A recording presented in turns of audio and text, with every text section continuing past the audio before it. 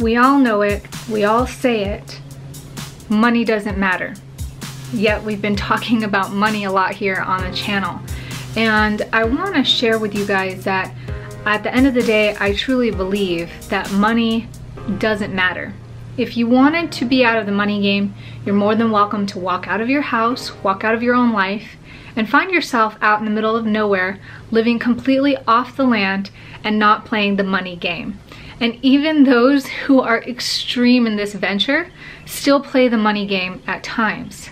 So, does money matter? I don't think there's a direct answer to that question. I think it's sometimes it does, sometimes it doesn't. And I think it matters to what level or what extent you choose to take it to. So many people out there think it's the most important thing in life. They measure themselves based on the amount of money they have or the amount of money they make or spend. And when you lose sight of what is truly important in life and what is considered freedom, then that is when money truly doesn't matter.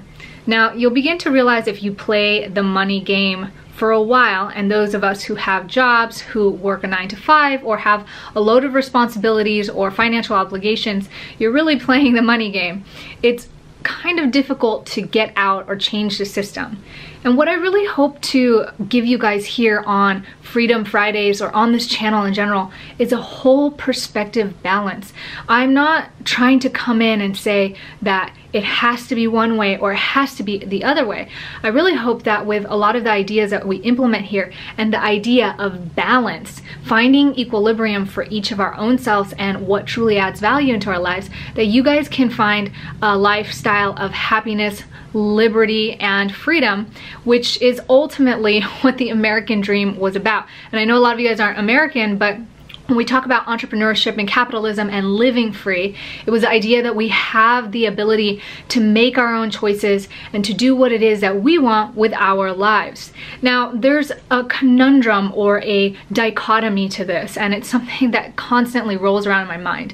I've heard people complain that it's not fair that certain people make so much money, or I've heard people complain explaining that their own circumstances are unfair as to why they can't make money or they can't go out and live the way that it is they want to live. And all it takes is a quick Google search of amazing, inspiring stories or people who have risen above what we feel like is normal or ordinary to do something that makes us realize what we innately know is true, which is that nothing is impossible and that we are entirely able to create and live above our current circumstances. And it might not be the easiest thing. We might not all start from the same place. It might be unfair in certain areas, or people might have a different advantage. But at the end of the day, our life is created by each brick that we lay. And each brick comes in the form of our choices, the way we choose to feel and perceive about our life, how we choose to think and take action around that or toward that, what we choose to say, the stories we choose to tell, and what kind of things we support utilizing our own time. When you look at your whole life looking back, if you think about, let's say, this whole last year, and you ask yourself, how many bricks of what have you laid? In my life, I've laid a lot of bricks in my family and my children. I've laid a lot of bricks for my own personal health and improving my own mentality, as well as improving our business and our lifestyle disposition that we have currently. And that's a large part of what this whole move is about, and a huge part of why I'm here taking the time to express my hobbies of interest and hopefully share a little more value coming from my life straight to yours. And when I look at this whole year, there's been so many challenges, there's been so many moments where I'm like, what am I doing? I'm literally turning myself in circles. A lot of you guys have seen that on this channel, watching me go from the time my world crumbles to making a completely different decision, which ultimately is completely different than what I used to experience in the past. I used to change everything externally around me to get a different result, and it kind of works, but it kind of doesn't, because at the end of the day, what needs to happen is the changes need to happen in here, because this is the vehicle that we perceive and conduct our lives. So no matter what we change on the outside, if we don't change on the inside, our systematic beliefs, perspectives, and actions, then we ultimately will always continue to get the same result. So I bring this up because I really want to drive the idea home that freedom doesn't just exist in one sole factor. It's not about the money. It's not just about minimalism. It's not just about your health, what you eat, how you treat your body. And it's not just about being positive and amazingly happy all the time. I truly believe in the balance of the whole, which means that there's moments that you're not going to be happy. There are moments where you're going to fail and you're going to really suck at doing the best possible thing that you know is right and true to you. And that's a part of being human. It's so important that we make mistakes and that we have challenges, because it's those mistakes and challenges that encourage and allow us to grow. It's like the plants that you put in the perfect sunlight with perfect water. They don't spread their branches and dig their roots deeper because everything comes so easily. When you look at the psychology of humans, even animals like monkeys and apes, it's very unhealthy to not have a certain level of stress mentally and emotionally, as it's just unhealthy not to have a certain level of physical stress, which is why we go out and exercise. We are meant to go through certain contrasts. And if there's one thing that I see that's a little daunting in our life today, it's that we've become so sensitive to anything that is anywhere remotely close to a little bit harsh or stressful or any challenges. We want to look at life like it's unfair, or like because somebody has a different opinion, that's so emotionally jolting for us. And I don't think that we're meant to be this way. And ultimately, I think that it is what's going to imprison those who don't feel like they have any control over their lives and don't feel like they can create or move forward. And for those who can develop the skills and recognize how to go above and beyond that limitation and realize that it's sort of a distraction or a mind trap, those are the people that are going to excel and get above. And this is not theory. This is not conspiracy. It's the truth. Whether it was intentional or not by some big organization or group that's trying to mind control or mass control the population, when you think about mass population, you realize that there's some level of, they like to say brainwash, but there's some level of disconnect with what is really true versus how we live and conduct our lives. And what I really hope that you guys get out of this channel is the empowerment to recognize where those patterns exist within us, because we all live in this culture and society, so we're not unsusceptible to it. We're exposed to it all the time. And how to get free, break free out of those patterns and really go and create a life for yourself. There are two types of people. There's the creator and the consumer. And the creators are paid by the consumers to do something for them, whether it's give them things to occupy themselves via entertainment, or to solve problems, or to create a commodity that makes humanity, civilization, and our lifestyle more efficient for us, or more positive, free-flowing, entertaining, whatever drives our desires.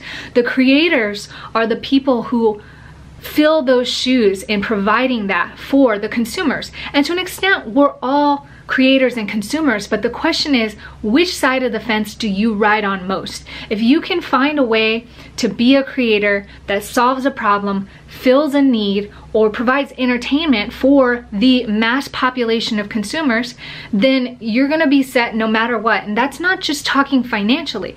It's talking about the level of contribution that you give outside of yourselves. I truly believe in karma and that you get what you give. If you read the mass majority of business and success books out there, you're gonna realize that the one common thread among many, but one of the main common threads that you're going to see is add value. Give, give, give. How much can you give? And I think a lot of people misconstrue this and think, well, I give all of me, I give 100%, I give my gratitude, I give gifts, I am thoughtful, like all these things. That's not the type of giving they're talking about. They're talking about really leveling up the value for others in their lives. And the most beautiful aspect of this whole thing that I'm trying to describe to you is that in order to successfully do so, you have to do it for yourself first.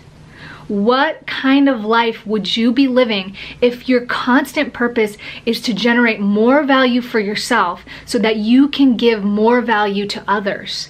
What more if in doing that, you are rewarded by never really having to worry about your finances or having to do what it is that you don't want to do. You've become a compulsive creator for your own life and now a creator for the rest of the world around you. What type of life would it be like to live that? We all have so many roles that we can fill. There's an abundance of commodity or demand in this world. I mean, the tiniest niche that you can find, whether you're in a wheelchair trying to play roller derby, or if your thing is being a fashion guru for beauty and makeup, but more specifically to the patterns of plaid and stripes. I don't know, but whatever you think of, it's out there, and there's a niche out there, because now with this medium, the internet, and being able to create on our own terms, we have access to everybody and everything. So I challenge you this weekend to think about how you can get out of the box and think of ways to connect on a higher level of creativity in a way that you can share and connect with others and level up your own life, to challenge yourself to grow mentally and emotionally, because ultimately laying those bricks one by one is what gives you more and more sense of freedom. You don't walk down a path and find yourself at this door where you open it and suddenly walk through and say, yay, I'm free. You don't go to sleep one day and wake up with a notion of complete liberation and just understanding the big picture, having the answers to everything. You don't win the lotto and have all this freedom because you have all this money. In fact, most lotto winners end up dead or bankrupt within the first 5 years of their winnings. So it is so obvious that it all starts right here. What stories are you telling yourself? Are they adding value to you in your life? What actions are you taking? It takes one little step at a time. And just like climbing a mountain, you're not always looking back. Every 2 seconds you take 2 steps. You don't look back and say, gosh, where's the view? How hard do I have to climb? We understand that when you climb the mountain and you get to the top, there's that view. Oh my gosh, that journey's so worth it. And it's not the same as if somebody plucked you and dropped you to the top. It is all about that climb, which makes that perspective so worth it. So I challenge you to change that perspective or to broaden that perspective today. Share with me the perspectives that you're thinking and how you're gonna change it in the comments below. Also, make sure you give this video a thumbs up. Thank you guys so much for being here. And for those of you guys that just subscribed, welcome to the family. I love you guys so much. Have a great weekend. Ciao.